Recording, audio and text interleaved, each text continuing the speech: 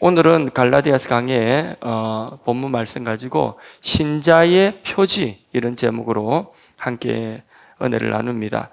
우리는 주위에 그리스도인들이라고 하면서 술에 취해 다니는 사람이나 담배를 피우는데 전혀 거리낌이 없는 사람들, 예수 안 믿는 사람들과 똑같이 그렇게 행동하는 신자들을 볼 때에 마음속으로 저런 사람이 어떻게 그리스도인일까? 천국 갈까? 심지어는 직분자라고 하시는데 뭐 사랑도 없고 선행도 없고 뭐 아무 융통성도 없고 뭐 고집불통이고 자기 말만 하고 전혀 다른 사람 입장 생각하지 않고 그럴 때에 속으로 직분자는 고사하고 저분이 과연 그리스도인일까? 천국 갈 수 있을까? 이런 생각이 그냥 속으로 한 번씩 들 때가 있습니다. 자, 이 질문은 참 신자, 참 그리스도인은 어떤 사람인가? 라는 질문과 같은 내용입니다. 신앙이 좋다는 것은 도대체 뭔가? 하는 질문과 같은 질문인 거죠. 예전에 이제 오순절 순복음 쪽에서는 그 불파라요, 불파. 그래서 순복음 쪽에서는 성령을 받은 표지를 방언을 하는 것으로 그렇게 주장을 했습니다. 그래서 한때 한국 교회에 조금 문제가 있었어요. 그런 주장이 바른 주장은 아니죠, 그죠? 그러면 성령을 받은 사람만 방언을 한다. 성령 받은 표시가 방언이다. 이러면 방언을 못하면 성령 못 받은 것이고 구원을 못 받은 것이 되는 것이거든요.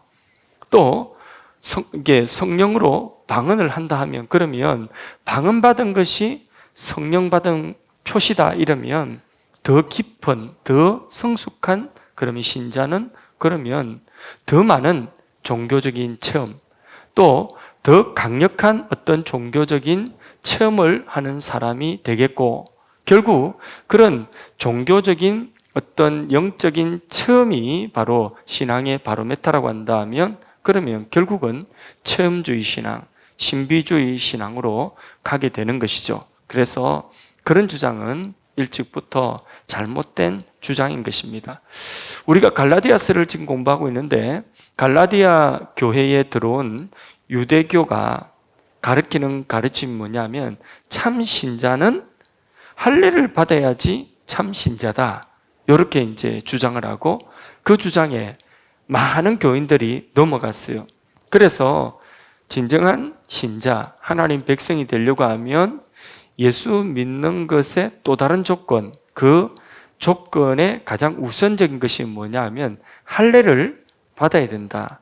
이게 신자의 중요한 표지가 되어버린 것이죠. 그래서 이 할례를 받아서 그러면 할례를 구원의 조건으로 받아들이는 사람은 더 많이 율법, 할례 말고 더 많은 율법을 지키는 사람이 또 돼야 되는 것입니다. 그러니까 그는 잘못된 것입니다. 그래서 갈라디아 교회에 이런 잘못된 다른 복음이 들어왔다. 계속해서 시간마다 강조를 드린 내용입니다. 그러면 참된 신자, 참된 그리스도인은 뭘로 알 수 있을까? 그래서 오늘 제목이 뭐냐? 신자의 중요한 표지, 신자의 표지 이런 제목입니다. 그래서 본문을 통해서 신자의 표지가 뭐냐? 뭐가 신자인가? 다른 사람의 구원에 대해서 우리가 말할 땐 굉장히 조심해야 되는 것입니다. 그래서 주님의 가라지 비유를 잊어먹으면 안 돼요. 알곡과 가라지가 같은 밭에서 자란다 했지 않습니까? 그런데 저거 분명히 가라지 같은데 저것 때문에 알곡이 이게 잘 자라지 않는 것 같다. 그래서 저 가라지 뽑아버려야 되는데 주님이 뽑으라고 했어요? 뽑지 말라고 했어요? 그렇죠. 추수 때까지 뽑으면 안 된다 했습니다. 왜냐하면 가라지 뽑다가 잘못해가지고 알곡까지 다친다. 그러니까 가라지 뽑는 권한은 마지막 때에 그때 주인이 그는 가리실 것이다. 그러니까 교회 안에는 그냥 당연하게 한 밭에 알곡과 가라지가 함께 있다. 그런 줄 알고 그냥 저 가라지다 해가 뽑으려고 하지 말라고 하는 것이죠. 가라지 같은데 분명히 아직 거듭나지는 못했지만은 그러나 지금 여전히 교회 다니고 있는데 아직 거듭나지는 못한 지금 현재 상태로는 어찌 보면 가라지 같은데 나중에 알곡되는 일도 있을 수 있다. 그러니까 섣불리 뽑았다네요. 그러니까 이 학생 꽁무니 쫓아가지고 교회에 왔다가 그러니까 막 맨날 이 학생이 밤 예배 다니니까 밤 예배도 오고 이 학생이 새벽 기도 오니까 새벽 기도도 오고 그래서 그 이 학생 꽁무니 따라가지고 막 열심히 교회를 다니는데 아직까지 그리스도인이 아니에요. 그런데 야, 너 그렇게 하려면 교회 오지 마. 이렇게 하지 말라는 거죠. 왜? 그렇게 왔다가 나중에 장로도 되고 목사도 되는 경우가 있는 거예요. 우리 교회도 아마 그런 분 있을 수도 있어요. 따라왔다가 못 자다가 막 나중에 진짜 장로님이 되어버리고 막 이런 경우가 있을 수 있단 말이에요. 그러니까 가라지라고 함부로 뽑으면 안 된다는 것입니다. 그래서 교회가 할 수 있는 일은 뭐냐? 참 신자의 표지가 무엇인지 부지런히 참 신자의 표지를 제시함으로 성도들로 하여금 그러면 나는 참 신자인가? 나는 참 신자의 모습을 갖추고 있는가? 하고 자신의 신앙 상태를 항상 점검하도록 참된 그리스도인, 참 신자의 표지를 하나님 말씀으로 늘 전해주면 되는 것입니다. 2절을 보십시오. 2절 같이 한번 합독하십니다. 보라, 나 바울은 너희에게 말하노니 너희가 만일 할례를 받으면 그리스도께서 너희에게 아무 유익이 없으리라. 아멘. 예. 할례를 구원의 조건으로 삼으면 그 사람은 그리스도와 예수님과 상관없는 사람 된다. 그러니까 그래, 할례 받고 너 구원의 조건으로 삼고 그걸 자랑으로 한다면 그럼 네 잘해봐. 그 할례 받고 또 다음 것 가지고도 잘해봐 하고 그리스도와 전혀 상관이 없는 사람이 된다는 것이죠. 결국 그 사람은 구원을 받을까요? 그리스도와 상관이 없으면 구원을 받지 못하는 것입니다. 그 사람은 신자가 아닌 것입니다. 할례 100군데 받아도 그 사람은 그리스도와 상관없다면 그 사람은 구원받지 못한 사람이고 그리스도인이 아닌 것입니다. 3절 4절 말씀을 읽어봅니다. 내가 할례를 받는 각 사람에게 다시 증언하노니 그는 율법 전체를 행할 의무를 가진 자라. 율법 안에서 어렵다함을 얻으려 하는 너희는 그리스도에게서 끊어지고 은혜에서 떨어진 자로다. 할례 받아서 구원받으려고 하는 순간 율법 전체를 지금부터는 다 지켜야 되는 의무가 있다. 그래야지 율법의 의가 너희에게 주어지는 것이다. 이 뭐가 되느냐? 이는 은혜에 의한 구원이 아니라 그 순간부터 자력 구원이 되는 거죠. 자기가 율법을 지켜서 자기 행위로 어렵다함을 얻는 자력 구원, 바로 행위 구원론자가 되어버리게 되는 것이죠.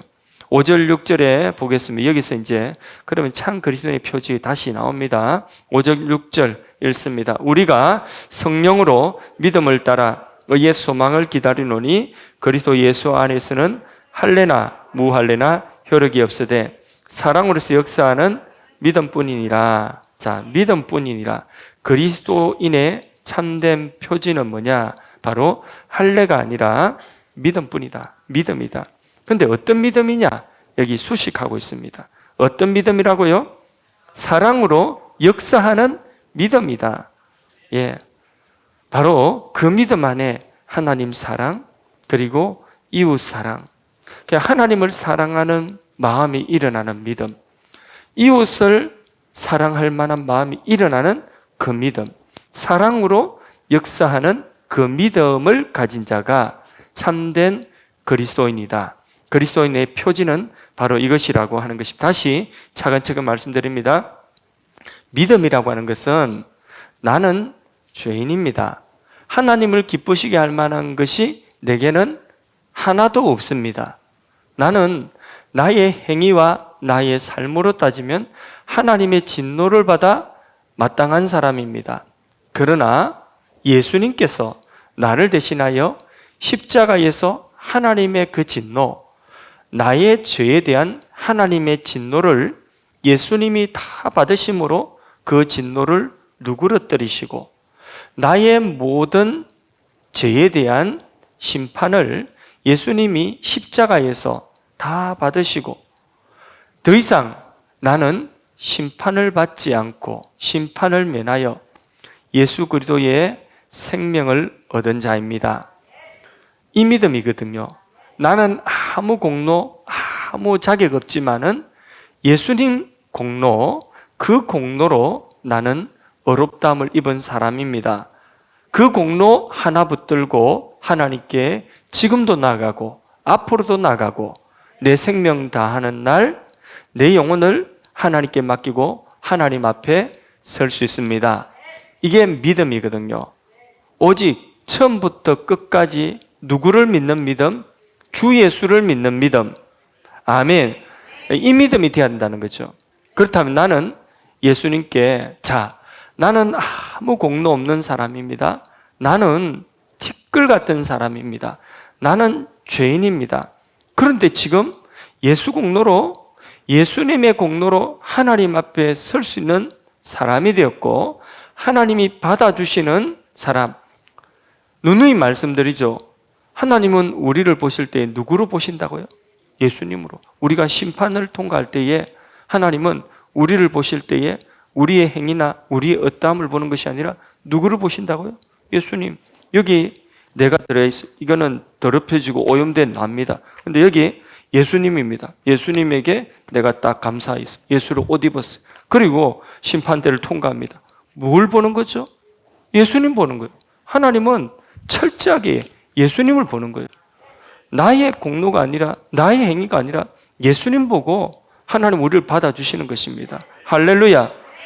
자, 이래서 우리가 하나님이 나를 보실 때 예수님으로 보시고 예수님으로 옷 입고 예수님의 공로 하나님의 아들 딸로 보시고 그렇게 우리를 받아주시면 우리 마음속에 일어나는 감정은 1번 원망, 2번 불평, 3번 감사, 4번 사랑. 감사, 사랑. 갑자기 적극적으로 내 문제라서 문제가 좀 매끄럽지 못한 점 이해하십시오. 감사와 사랑. 우리는 하나님 앞에 감사와 사랑, 예수님 앞에 감사와 사랑, 이것밖에 우리가 고백할 게 하나도 없는 것입니다. 말로 다 할 수 없는 그 사랑의 고마움과 그 감사한 마음 가지는 거죠. 그리고 그 예수님과 그 하나님 우리가 바라볼 때마다 사랑합니다. 사랑합니다. 1000번, 만번 고백해야 되는 것입니다. 우리의 삶의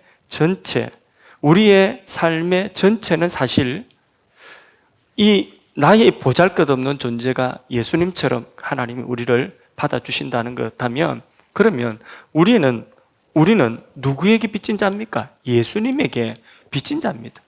우리의 인생 전체가 빚진 자입니다. 예수님께 우리 인생 전체가 빚진 자입니다. 맞습니까? 그럼 나는 이제 그 고마움을 가지고 근데 이 빚을 주님이 갚아라 했느냐? 이 빚을 갚을 능력이 없어요. 그러니까 우리가 빚 갚는 방법 딱 한 가지입니다. 뭡니까? 사랑하고 고맙습니다 하면 되는 것입니다. 그게 빚 갚는 거예요. 이 마음 감사의 마음 잃지 않고 그리고 그 주님 우리가 마음을 진정으로 다해서 사랑하는 것, 이것 말고는 우리 빚 갚을 길이 없습니다. 그래서 이 마음이 우리 안에 일어나는 이 빚진 자의 마음, 주님의 사랑의 빚진 자의 이 마음에서 나오는 그 모든 것들이 사랑으로 역사하는 믿음인 것입니다. 예배도 우리가 이런 마음으로 드려야 되는 거죠, 그죠? 우리가 봉사하고 섬기는 것도 이런 마음으로 우리 봉사하고 섬겨야 되는 것 아니겠습니까? 사랑으로 빚진 마음. 어느 부인이 암 진단을 받았어요. 그래서 걱정이 많이 되고 두려움이 있지 않습니까? 그래서 암 진단을 받고 그러면 주위의 사람들이 이야기하는 거죠. 그 병원 말고 다른 병원도 좀 가봐라. 그래서 그 진단이 정확한지 한번 보라. 틀림없다는 거예요. 그리고 자기도 아프고. 그런데 다른 병원에 가보라는 그 말 듣고 그래도 혹시 하고 조금 더 근위 있는 병원에 예약을 하고 기다렸다가 거기에 검진을 다시 다 받았습니다. 검진을 다 받고 나니까 결과가 뭐냐? 암이 아니라는 거예요. 너무 기뻐서 그 부인이 1000만 원을 그 병원에 그냥 기증을 했다는 거죠. 너무 돈이 있는 분인가 봐요. 너무 기쁘고 감사해서 자기는 말기 암인 줄 알았다는 거죠. 암인 줄 알아요.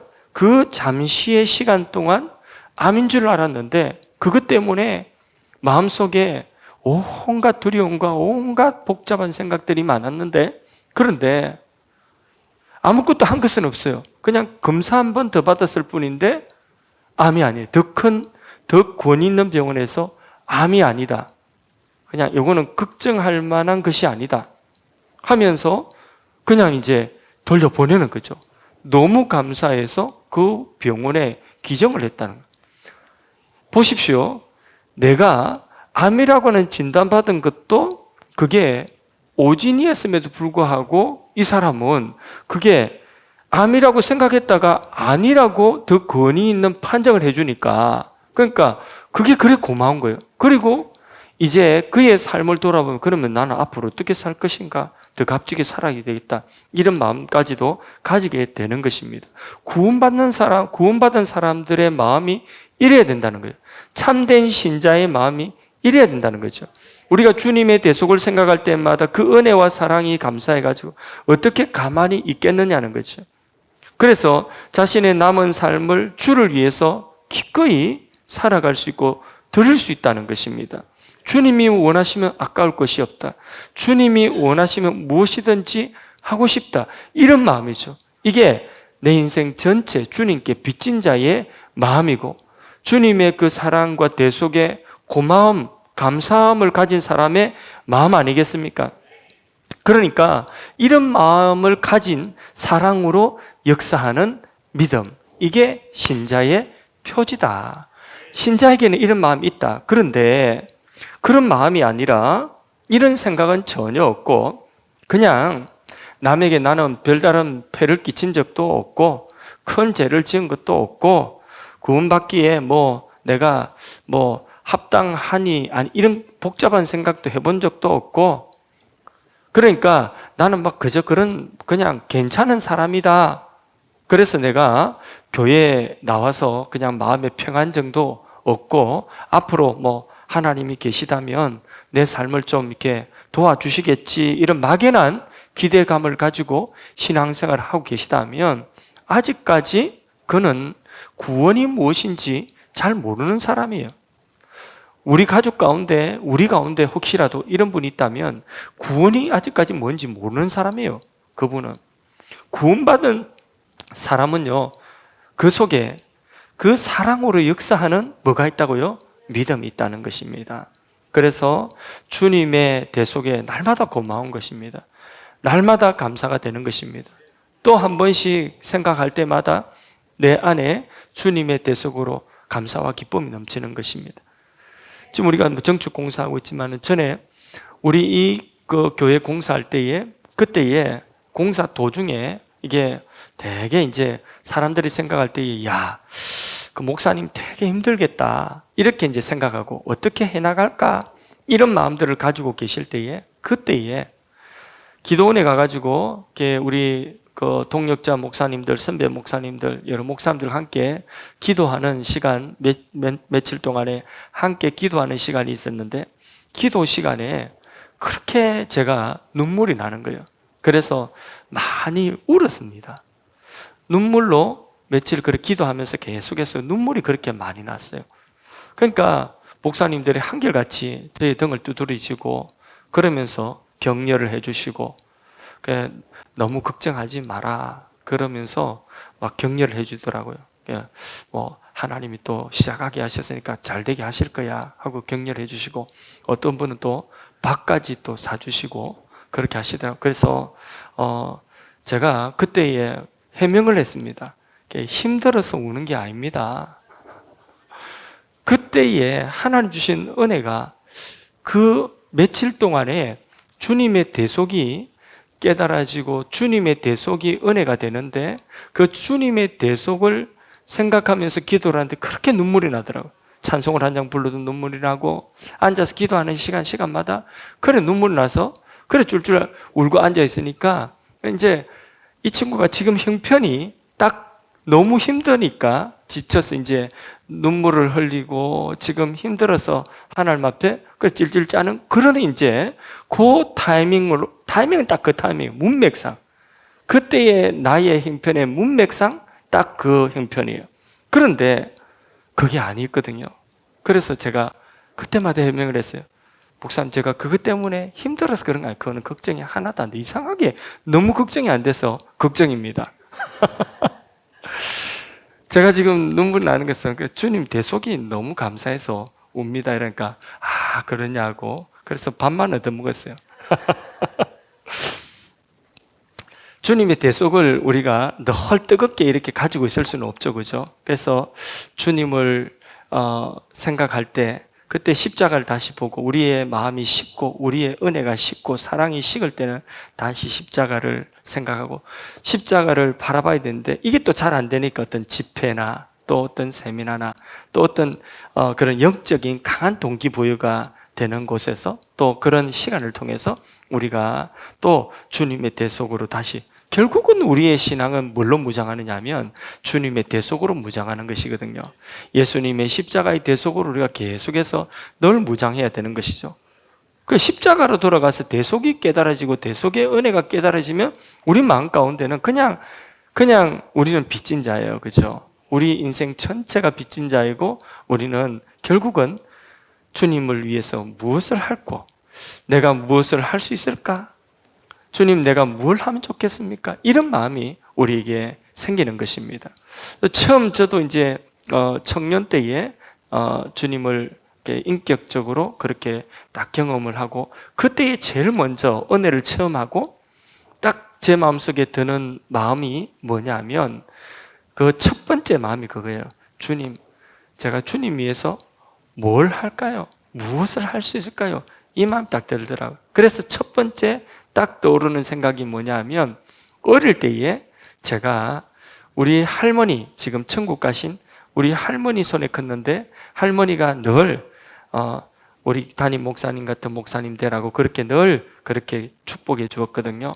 그래서 제가 어릴 때에 그 목사님 설교 듣고 이런 거 하나 갖다 놓고 막 설교 연습하고 그렇게 했던 그러면서 내가 앞으로 목사님 되겠다는 그런 이제 그냥 철없는 말로 그렇게 했던 것이 그게 서운인지 아닌지는 모르겠지만 그 생각이 나고 그런데 제가 목사님이 될 수 있는 자격은 없고 목회자가 될 수 있는 자격은 없고 그러니까 뭘 할까? 주일학교 보조교사를 하자. 그래서 내가 할 수 있는 것은 뭐냐? 주일학교 보조교사. 그래서 주일학교 교사로 그렇게 제일 먼저 은혜를 체험하고 마음속에 했던 일이 그거였어요. 그 생각이었어요. 주님을 위해서 뭘 할고 지금 생각하면 그게 뭐냐면 사랑으로 역사하는 그 믿음인 것입니다. 제 수준에서 여러분 주님이 남겨주신 말씀, 주님이 우리에게 분부하신 그 말씀을 우리가 주님의 뜻이기 때문에 그러면 이 말씀대로 내가 행하겠습니다. 이게 뭐냐? 사랑으로 역사하는 믿음인 것입니다. 또 그 일을 행하는 사람을 볼 때 우리가 귀하게 여기고 주님의 뜻을 받들어 주님을 위하여서 주님의 복음을 전하고 주님의 일을 하는 그 사람을 우리가 귀하게 여기는 것. 어떤 한 사람이 어려운 형편 가운데 그 권사님이 그래도 그 어려운 형편 속에서도 믿음을 지키려고 주님을 위해서 뭔가 하려고 하는 이런 마음을 볼 때 우리는 그분이 하는 일이 크지 않다 할지라도 그분에 대하여서 우리는 존중하고 그분을 위해주고 이런 마음이 바로 뭐냐면 그분이 귀한 것도 있지만은 그분이 주님을 귀하게 여기는 그 마음을 우리가 함께 귀하게 여겨주는 것입니다.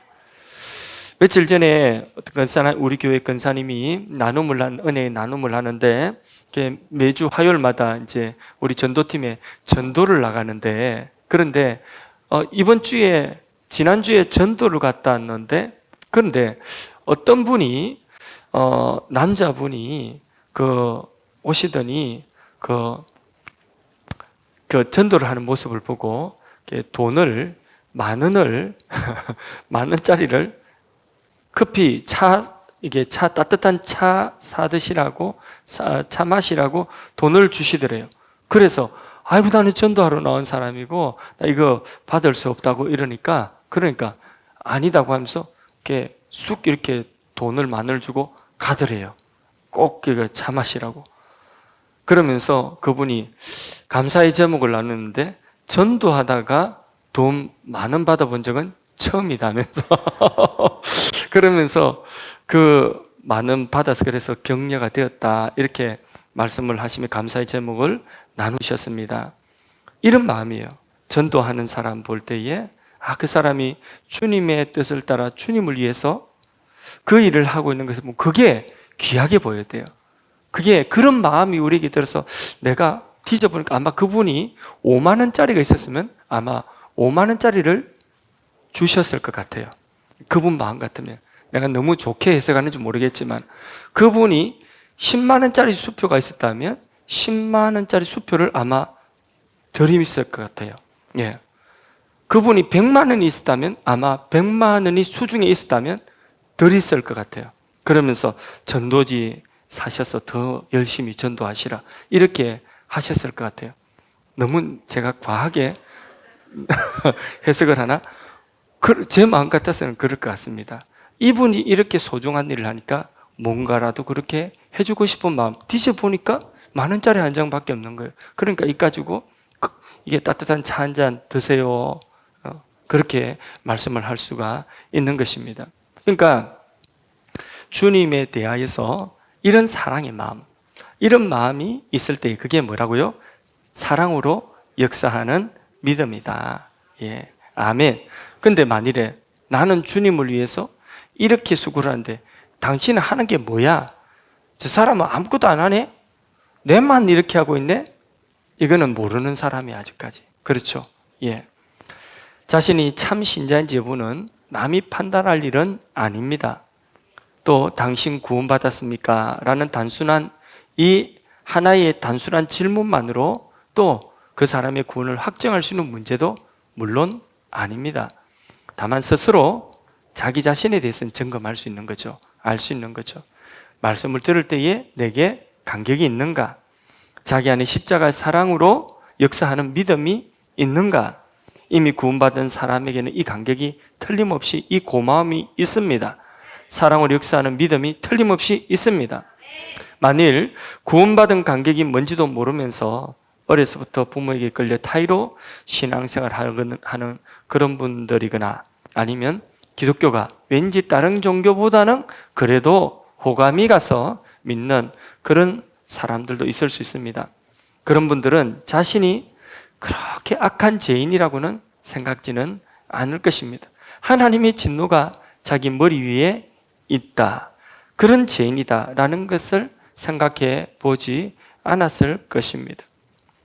그래서 어떤 일을 한다 그러면 교인된 의무로 그냥 그 일을 하기가 쉽습니다. 구원받은 간격, 사랑으로 역사하는 믿음이 아니라 그냥 종교적인 의무로 그런 일을 할 수가 있는 거죠. 그런데 이 둘은 큰 차이가 있죠, 그렇죠? 예. 구원받은 간격으로 하는 사람은 자기가 한 것을 굳이 기억하려고 하지 않습니다. 왜? 나는 빚졌으니까. 갚아도 갚을 길이 없어. 그냥 내가 주님 사랑함으로 할 수 있는 것 하는 것 뿐이에요. 그거 뭐 자랑할 것 주님 앞에 없어. 주님이 내게 베풀어 주신 사랑과 희생에 비교하면 그 값을 지불해 주신 것에 그걸 생각하면 내 것은, 내가 한 것은 자랑할 게 1도 없어요. 그러니까 그런 마음이 있는 것이죠. 그럼 뭘 하고 자랑하고 뭘 하고 기억하고 기억 못 해주면 섭섭하고 그래서 막 이렇게 시험 들고 그럴 일이 전혀 없는 거죠.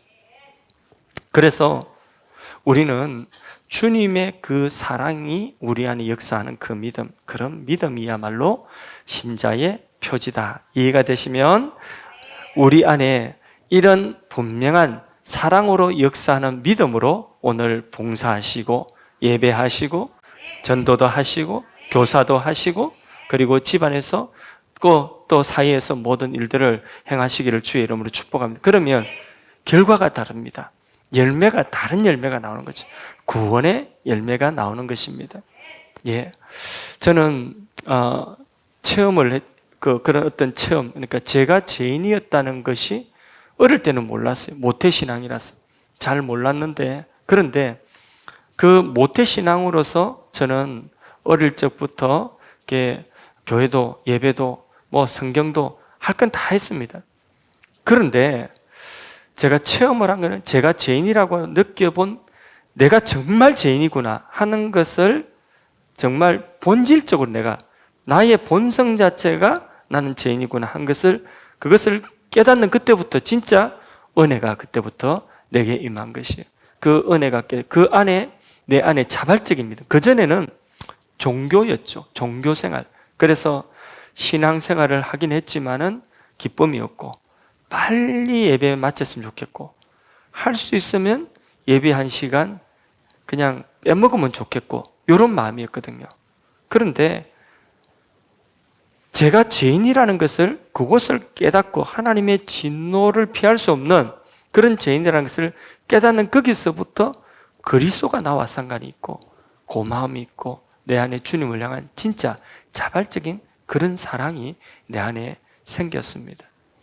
그렇게 되기까지는 제가 또 정말 죄인이라는 것을 자각할 때까지 또 멀리 나간 부분도 있겠죠. 그래서 그런 시간들은 참 아까운 시간이지만은 그러나 또 지내놓고 보니까 그런 시간들조차도 하나님은 제가 많은 곳에 은혜가 더하다 해서 그 은혜를 또 깨닫게 하시고 그래서 어떤 분들은 뭐 그런 체험이 있어야지 그런데 체험 없어도 돼.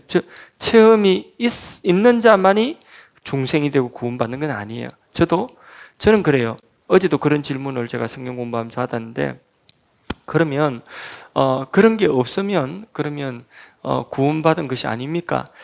체험이 없어도 저도 개인적으로 그렇습니다. 개인적으로 어릴 때부터 모태신앙이었기 때문에 저는 한 번도 하나님과 예수님이 안 계신다고 생각해 본 적은 없어요. 어릴 때부터. 그러나 거기에서 벗어나려고 하는 생각은 있었어요. 너무 은혜를 모르고 그냥 교회만 다니니까 강요를 받으니까 벗어나고 싶은 생각, 반항하고 싶은 마음이 있었지만은 하나님이 안 계신다, 예수님이 안 계신다는 생각은 한 번도 해본 적은 없어요. 어쨌든 내가 한번 반항하고 버텨봐야 되겠다, 한번 싸워봐야 되겠다 하나님하고 이런 생각이 있었던 거죠. 예. 근데 뭐 결국은 제가 짓죠, 그죠? 예. 그래서 그렇기 때문에 저는 중생이 청년 때 그 은혜를 체험했지만 그때 중생 됐다고 생각하지 않습니다. 어릴 때 언제였는지는 모르겠지만 이미 내 안에 중생의 생명이 있었다 저는 믿습니다. 그러므로 극적인 체험이 아니라도 중생은 있습니다. 예. 그래서 이런 체험이 아니라도 우리가 정말 중요한 것은 하나님의 말씀이 믿어지는 것입니다. 베드로전서 1장 23절에 너희가 거듭난 것이 썩어질 씨로 되지 않고 썩지 아니하는 씨로 된 것이니 항상 있는 뭘로 됐다고요? 하나님의 말씀으로 됐다. 말씀으로 거듭나고 말씀으로 우리가 구원을 확신할 수가 있는 것입니다. 구원의 간격을 누리기 위해서 일부러 타락할 필요가 없다는 거죠. 멀리 나갈 필요가 없습니다. 하나님 말씀을 잘 들으면 그 말씀을 듣다가 내게 믿음이 오는 것입니다. 그래서 간격이 없더라도 말씀을 듣다 보면 어느 순간 그 말씀이 믿어지고 또 그 말씀이 한순간 딱 깨달아지게 되면 그러면 내 믿음이 단단하게 세워지는 것입니다. 근데 그게 아니라 오히려 체험만 가지고 그 체험을 따라서 막 믿음이 있다가 어떤 때는 믿음이 없다가 막 어떤 때는 막 선교사도 되려고 했다가 뭐 어떤 때는 막 그냥 안 믿는 사람보다 더 이상하게 됐다가 이거는 그 믿음이 그렇게 업다운이 심한 것은 개인의 어떤 성향도 있지만은 그러나 그에게 뭐가 없느냐? 말씀의 근본 뿌리가 없어요. 그래서 우리가 하나님의 말씀에 근본 뿌리를 분명히 딱 내리고 말씀이 전파되는 곳에 우리가 항상 말씀 듣는 자리에 있는 것이 복입니다. 그래서 그 말씀이 내 안에 깨달아지고 믿어지는 이게 가장 건강한 믿음이에요. 그래서 이 말씀이 나에게 깨달아져서 주님의 은혜가 정말 귀하구나, 주님의 대속이 정말 고맙구나, 그러면서 거기서 이제 주님 사랑하고 교회 사랑하고 또 사람도 사랑하고 이런 마음이 와닿는 그게 신자의 표지다. 더 길게 할 수 있지만은 요까지 하겠습니다. 됐죠? 요까지 하고 우리 같이 찬양 하겠습니다. 주님께 찬양 드려요.